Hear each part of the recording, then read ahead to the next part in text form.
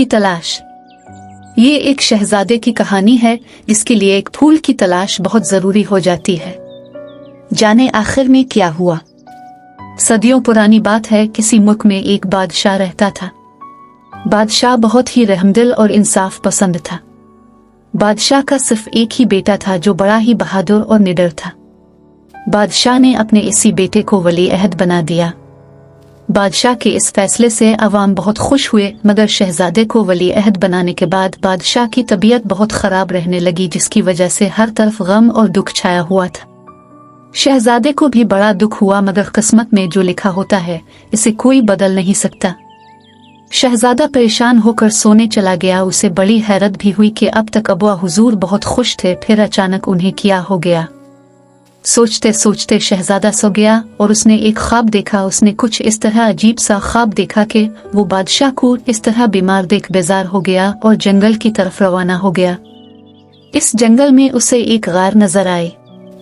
शहजादा वो गार देखकर बिल्कुल चौंक गया, क्योंकि उसने इस गार के बारे में ना तो सुना था और ना ही कहीं देखा था।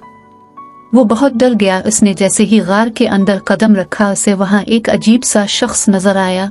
शायद वो कोई साधु था। इसने शहजादे को अंदर बुलाया जैसे वो इसी का इंतजार कर रहा हो। शहजादा गार के अंदर गया। साधु ने इससे कहा, आखिर कोई भी हकीम बादशाह को ठीक नहीं कर पाया। शहजादे ने इससे कहा, ये बात आपको कैसे मालूम है? एक ना एक दिन तो ये होना ही था। साधु ने दुखी होकर कहा। शहजादे ने कहा, अब ही मेरे अबुआ हुजूर को ठीक कर दीजिए। साधु ने हंसकर कहा, तुम्हारे अबुआ हुजूर को सिर्फ वो फूल ठीक कर सकता है जिसे उन्होंने चोरी किया था। शहजादा बिल्कुल हैरान रह गया। इसने कहा कि मेरे अबुआ फूल क्यों चोरी करेंगे? किया था तुम्हारे अबुआ ने फूल चोरी किया था, जिसकी सजा तुम सबको मिलने वाली है। एक बहुत बड़ी तबाही आने वाली है, इसलिए जल्द अज जल्द वो फूल वापस कर दो, वरना तबाही आ जाएगी। शहजादे की आंख खुल गई। इसने इस ख्वाब का जिक्र बादशाह से करना चाहा, मगर तब तक बादशाह की मौत हो चुकी थी। इसी वक्त बादशाह का एक मुलाजिम शहजादे के पास आया और उसे एक चाबी दी। शहजादे को लगा कि वो खजाने की चाबी होगी, इसलिए उसने इस चाबी को रख दिया और बादशाह के दोस्तों और वजीरों से इस ख्वाब के बारे में बताया, मगर कुछ हासिल नहीं हुआ। सब ने शहजादे को एक ही जवाब दिया कि शायद वो कोई बुरा ख्वाब होगा। शहजादे को भी ये जवाब सुनकर तसल्ली हुई और उसने इस बारे में फिक्र करना छोड़ दिया। वक्त गुजरता गया। शहजादे की शादी हो गई, मगर कुछ साल गुजर जाने के बाद भी शहजादे के यहाँ कोई औलाद न हुई। अवाम परेशान थे कि ये हुकूमत आगे कैसे बढ़ेगी। इस तरह कई दिन गुजर गए।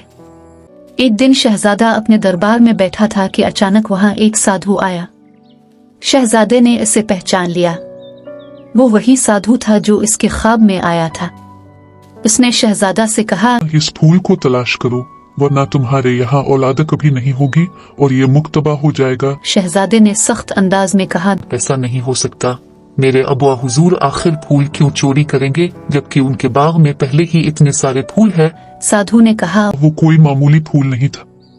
कई साल पुरानी बात है, तुम्हारे अबुआ के यहाँ भी कोई औलाद नहीं थी।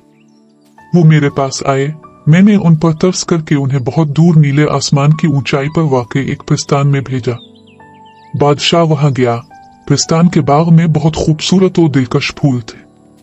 इनमें से सबसे खूबसूरत और कीमती फूल को देखकर तुम्हारे अबुआ ने उसे ले जाने की सोची।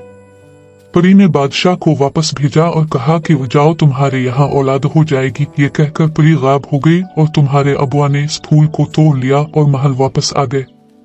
फूल ले जाने के बाद पिस्तान के फूल बिल्कुल मुरझा गए।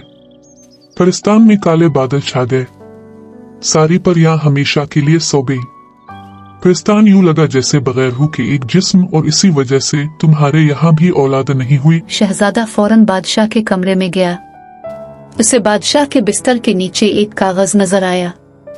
इस कागज में लिखा था कि तो मेरे प्यारे बेटे, मुझसे एक भूल हो गई। मैं बहुत शर्मिंदा हूँ।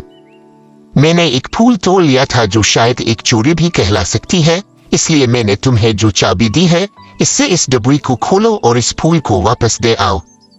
ये मेरी आखिरी ख्वाहिश है और मुझे उम्मीद है कि तुम मेरी ख्वाहिश पूरी करोगे। शहजादे ने फौरन इस डब्बी को खोला। डब्बी में एक मुरझाया हुआ फूल था। शहजादा फौरन पिस्तान गया और वो फूल मलिका पेरी के पांव के करीब रख दिया।